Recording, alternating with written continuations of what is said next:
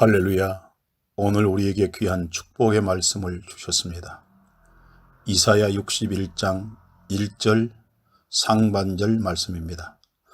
주 여호와의 신이 내게 임하셨으니 이는 여호와께서 내게 기름을 부으사 가난한 자에게 아름다운 소식을 전하게 하려 하심이라. 이 귀한 말씀에서 주는 아도나이입니다. 아도나이는 주인, 소유주 이런 뜻을 가지고 있습니다. 여호와의 또 다른 표현입니다. 이스라엘 백성들은 여호와의 이름을 부르는 것을 두려워하여 아도나이라고 불렀습니다. 아도나이는 아돈에서 유래하였습니다. 그 뜻은 임금, 통치자, 주관자, 주인, 소유주의 의미를 가지고 있습니다. 우리가 성령님이라 할 때 항상 쓰는 히브리어는 루아흐, 자주 나오는 단어지 않습니까? 영혼, 영, 공기, 바람, 호흡을 말하죠. 루아흐는 일반적으로 성령님을 의미하지만 사람과 관계되어 쓰일 때는 영 또는 영혼을 의미합니다. 임하셨으니 알입니다. 알, 사로잡다, 압도하다, 쓰러지게 하다 이런 뜻을 가지고 있는데요. 원문에는 전치사로 쓰였으나 동사로 그 의미를 번역하였습니다. 기름을 부으사 할 때 말은 마샤흐 이렇게 발음하면 되겠습니다. 성유를 바르다, 올리브유 등으로 바르다, 비비다, 문지르다의 뜻을 가지고 있습니다. 구약에서 왕, 제사장, 선지자에게 올리브유를 머리에 바름으로써 성스러운 직무를 수행하도록 하였습니다. 메시아는 마시아흐 즉 기름 부음을 받은 자라는 말에서 유래하였습니다. 마시아흐의 어원은 마시아흐입니다. 마시아흐. 그러므로 마시아흐, 메시아 이렇게 외워놓으면 참 좋을 듯합니다.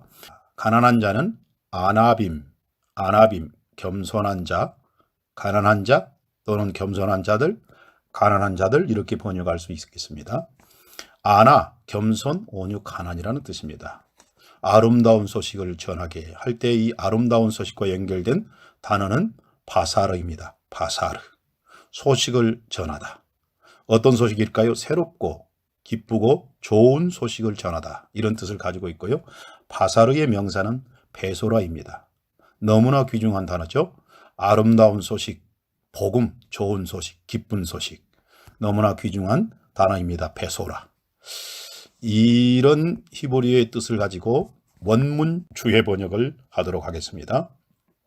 천상천하의 통치자이신 여호와의 성령께서 나 여호와의 종을 사로잡으셨으니 그 이유는 여호와께서 나에게 거룩한 기름을 부으사 마음이 겸손한 자에게 새롭고 기쁘고 좋은 소식 즉 복음을 전하게 하려 하심이라. 이렇게 번역할 수 있겠습니다.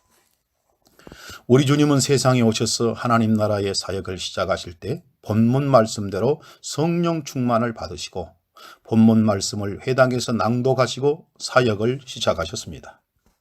아담의 후손으로서 세상에서 살아가는 모든 인간들은 죄와 사망과 사탄의 역사 속에서 헛되고 슬프고 나쁜 소식을 듣고 살 수밖에 없었습니다. 그러나 우리 하나님 아버지께서 우리를 사랑하사 우리 하나님의 종이신 우리 주 예수님을 이 세상에 보내심으로써 우리에게 새롭고 기쁘고 좋은 소식 즉 복음을 선포하도록 하셨습니다. 이 세상에 주님께서 전한 복음이란 무엇일까요? 첫째, 예수님 자신을 세상에 전하셨습니다. 그러므로 하나님의 아들이신 우리 주 예수님께서 우리의 새롭고 기쁘고 좋은 소식 즉 복음이십니다. 할렐루야. 누가복음 2장 10절에서 11절의 말씀을 보면 천사가 이르되 무서워 말라 보라 내가 온 백성에게 미칠 큰 기쁨의 좋은 소식을 너희에게 전하노라. 오늘날 다윗의 동네에 너희를 위하여 구주가 나셨으니 곧 그리스도 주시니라. 이런 귀한 말씀이 있고요. 요한복음 5장 39절에 보면 너희가 성경에서 영생을 얻는 줄 생각하고 성경을 상고하거니와 이 성경이 곧 내게 대하여 증거하는 것이로다. 성경 자체가 복음입니다. 성경은 우리 주님을 전하고 있습니다. 그러므로 우리 주님께서 복음이십니다. 둘째로는 우리 주님께서 복음이심으로 주님께서 하신 일, 즉 하나님 나라 건설을 위한 예수님의 삶이 복음입니다. 우리를 위한 주님의 사랑의 삶이 복음입니다. 주님의 권능의 삶이 복음입니다. 주님의 지혜의 삶이 복음입니다. 주님의 생명구원의 삶이 복음입니다. 주님의 기도의 삶이 복음입니다. 주님의 청빈의 삶이 복음입니다. 주님의 고난의 삶과 죽음이 복음입니다. 그러므로 주님의 삶을 집중적으로 기록한 마태, 마가, 누가, 요한복음서를 우리는 사복음서라고 부릅니다. 세 번째, 우리를 위한 주님의 약속이 복음입니다. 주님을 영접하고 믿는 자에게 하나님의 아들이 되게 하는 은혜를 주셨고요. 성령 충만을 약속하셨으며 예수님을 다 함께 하시겠다고 하였습니다. 예수님과 또한 하나 되게 하시겠다고 하셨습니다. 부활을 약속하셨습니다. 새하늘과 새 땅에 대한 약속을 우리에게 주셨습니다. 그러므로 주님의 약속이 복음입니다. 주님께서는 우리에게 복음을 믿으라고 말씀하십니다. 요한이 잡힌 후 예수께서 갈릴리에 오셔서 복음을 전파하여 가라사대 때가 찼고 하나님의 나라가 가까웠으니 회개하고 복음을 믿으라 하시더라. 그리고 우리 주 예수님을 믿으라고 말씀하십니다.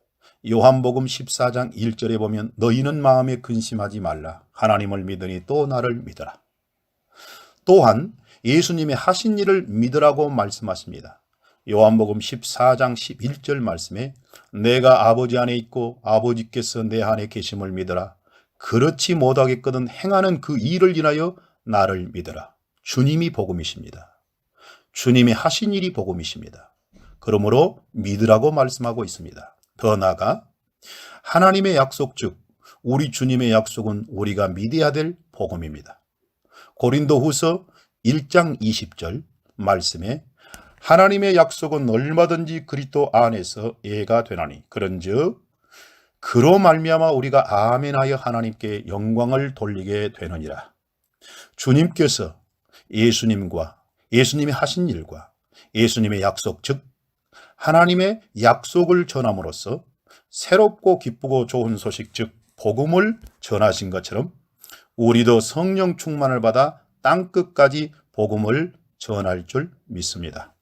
오직 성령이 너희에게 임하시면 너희가 권능을 받고 예루살렘과 온 유대와 사마리아와 땅끝까지 이르러 내 증인이 되리라 하시니라.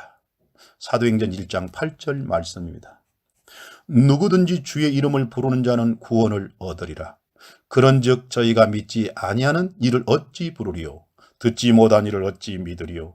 전파하는 자가 없이 어찌 들으리요? 보내심을 받지 아니하였으면 어찌 전파하리요? 기록된 바 아름답도다 좋은 소식을 전하는 자들의 발이여 함과 같으니라. 로마서 10장 13절에서 15절 말씀입니다.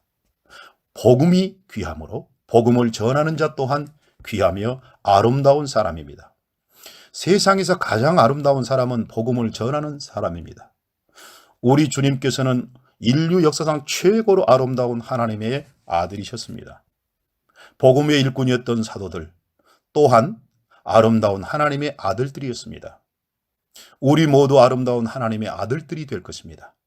주님 안에서 온 세상 사람들이 모두 다 아름다운 사람들이 되기를 기도합니다.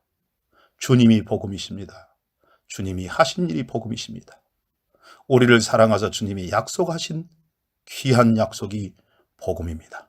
이 복음 안에서 우리는 반드시 성령 충만을 받아 또한 우리도 복음을 전할 줄 믿습니다. 오늘의 귀한 생명 양식입니다. 이사야 61장, 요한복음 1장, 사도행전 2장, 고린도후서 5장입니다. 이 귀한 말씀을 읽을 때 더욱더 주님을 사랑하고 주님을 닮고 주님과 하나 되어 온전히 주님께 영광을 돌리는 우리의 일생이 될 줄 믿습니다. 할렐루야, 할렐루야, 할렐루야.